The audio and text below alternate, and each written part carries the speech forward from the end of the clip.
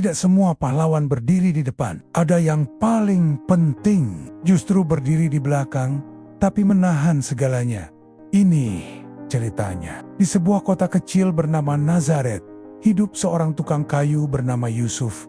Tidak terkenal, tidak kaya, tidak dipuji. Ia hanya bekerja, diam, dan pulang. Sampai suatu hari, hidupnya diuji tanpa peringatan. Perempuan yang akan dinikahinya, Maria, mengandung. Dan anak itu bukan darinya. Bayangkan rasa di dadanya.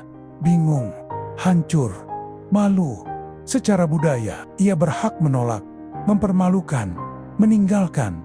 Tapi Yusuf tidak memilih jalur yang paling mudah. Ia memilih jalur yang paling sunyi. Ia tidak mengerti seluruh rencana Tuhan. Ia tidak melihat masa depan. Ia hanya tahu satu hal.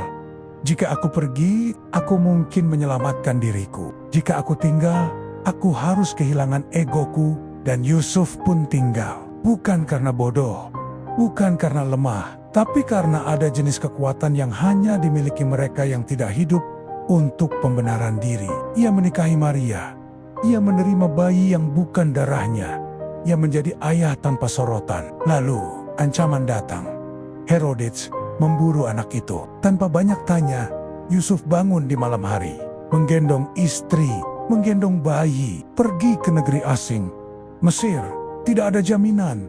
Tidak ada dukungan, tidak ada penjelasan. Hanya satu hal, seorang pria yang memutuskan, keselamatan orang yang kutanggung lebih penting dari kenyamananku. Dan disitulah maknanya. Secara teologi, Yusuf adalah gambaran iman yang matang. Iman bukan tentang selalu mengerti rencana Tuhan, tapi tetap taat. Saat tidak semua jelas, ia menghidupi makna sejati dari percaya. Bukan karena paham, tapi karena percaya kepada karakter Tuhan. Secara psikologi, ini adalah puncak kedewasaan emosional. Orang yang belum dewasa akan bertanya, "Aku dapat apa?" Orang seperti Yusuf bertanya, "Apa yang harus kulindungi?" Ini disebut attachment responsibility.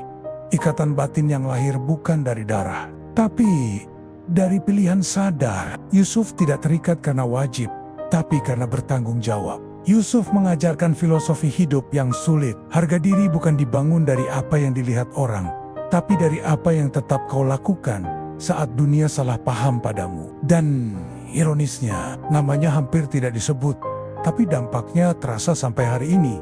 Dan mungkin itu definisi sejati dari kebesaran. Orang yang tidak terlihat, tapi kehilangannya membuat semuanya runtuh. Like, share, dan follow. Tulis opinimu di komentar.